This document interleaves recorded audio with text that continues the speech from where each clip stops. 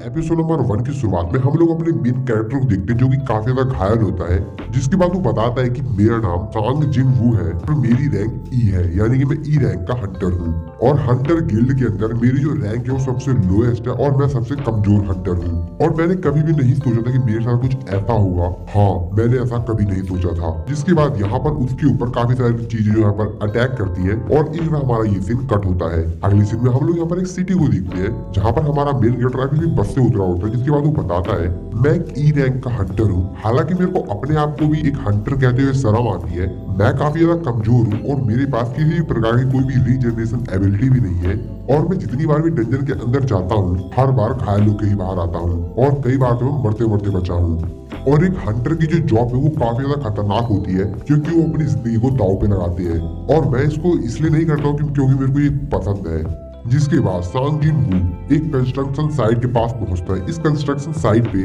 एक portal open होता है जिसकी मदद से ये लोग डंजन के अंदर जा सकते हैं और वहाँ पे हंटिंग कर सकते हैं। सांग जिन वू यहाँ पर एक हंटिंग ग्रुप के साथ काम करता है, जिसके बाद हम लोग को बताता है कि वो ऐसा कुछ पैसों के लिए करता है और वो बताता है कि वो उन पैसों से अपनी बीमार माँ के मेडिकल बिल भरता हूँ।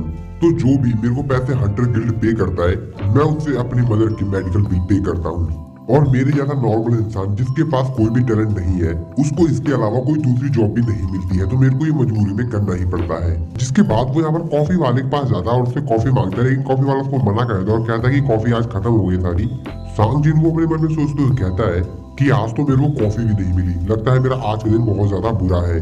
और तभी वहाँ पर एक लड़की आती है जिसका नाम जूही होता है। जूही यहाँ पर सांग जिन वू के ऊपर काफी ज्यादा चिल्लाती है और उसको कहती है कि तुम फिर से डंजन से काफी ज्यादा घायल होके आए हो।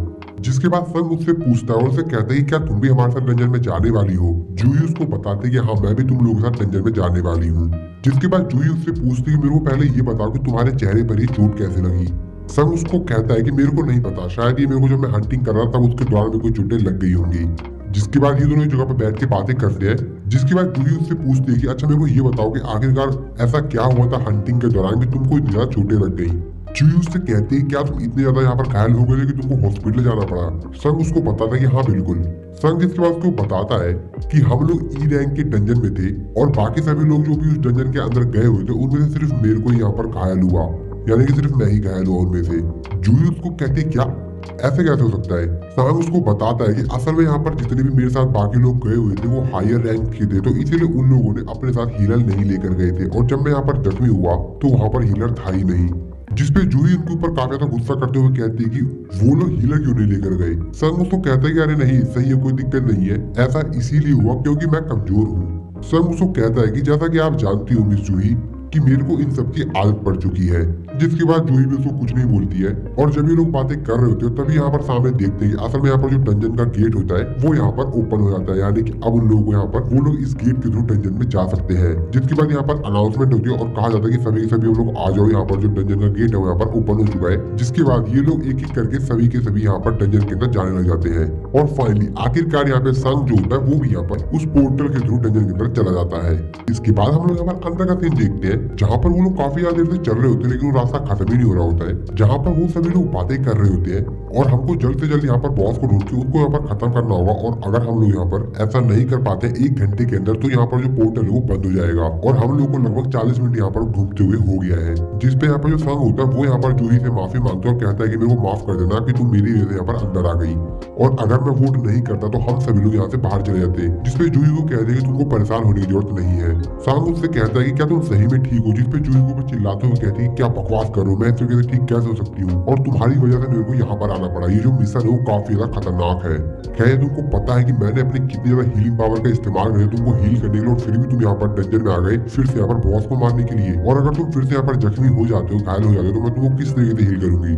जिसपे संग कहता है कि असल में यहाँ पर इसी वजह से जिंदा हूँ क्योंकि ये एक बी रैंक की हीलर है जो कि मेरे को हरदम फ्री में यहाँ पर हील कर देती है। जिसके बाद दोनों आपस में थोड़ी बहुत और बातचीत करते हैं। इसके बाद चलते चलते ये लोग यहाँ पर एक जगह पे पहुंच जाते हैं जिसके सामने एक बहुत बड़ा सा दरवाजा होता है। उनका लीडर उनसे कहता है कि मेरे को लगता है कि इस दरवाजे के पार बॉस है। जिसपे उनसे एक बंदा कहता है कि यहाँ पर अगर ये बॉस का रूम है तो ये ज्यादा खतरनाक क्यों नहीं लग रहा है, डरावना क्यों नहीं लग रहा है। यहाँ पर तो काफी सारे मॉन्स्टर्स होने चाहिए थे आसपास, लेकिन ऐसा कुछ भी नहीं है। क्या सही में ये बॉस का रूम है भी या नहीं।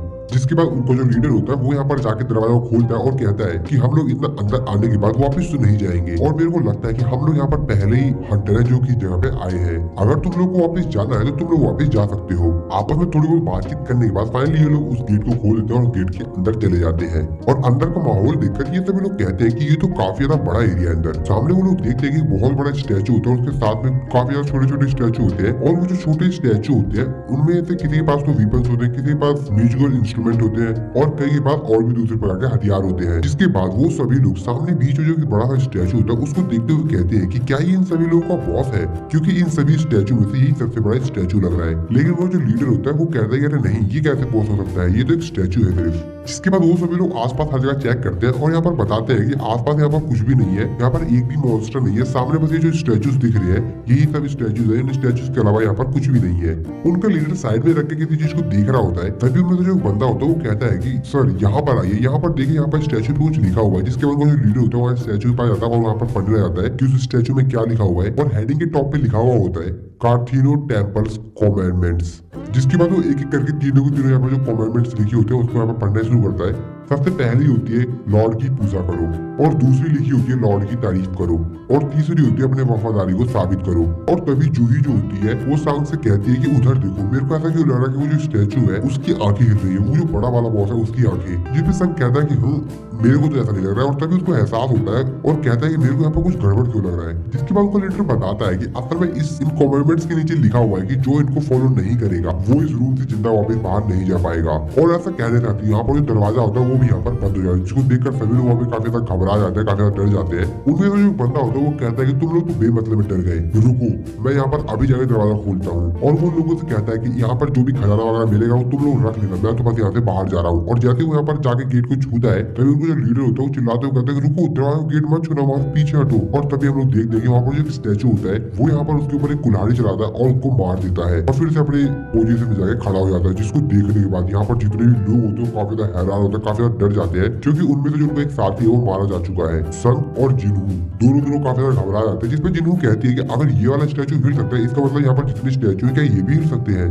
और यहाँ पर वो जो बॉस का स्टैचू था वो भी यहाँ पर हिल रही थी, उसको देखो, मेरे को लग रहा है कि ये स्टैचू भी यहाँ पर हिल रहा है, इसकी आंखें भी हिल रही है। और इसी सीन के साथ ये वाला जो एपिसोड है यहाँ पर खत्म हो जाता है। तो दोस्तों नेक्स्ट एपिसोड को देखने के लिए चैनल को सब्सक्राइब जरूर से कर देना, वीडियो अच्छी लगी वीडियो को लाइक कर देना। मिलता हूँ आपको नेक्स्ट वीडियो के अंदर, मिलता हूँ आप लोगों को नेक्स्ट वीडियो में।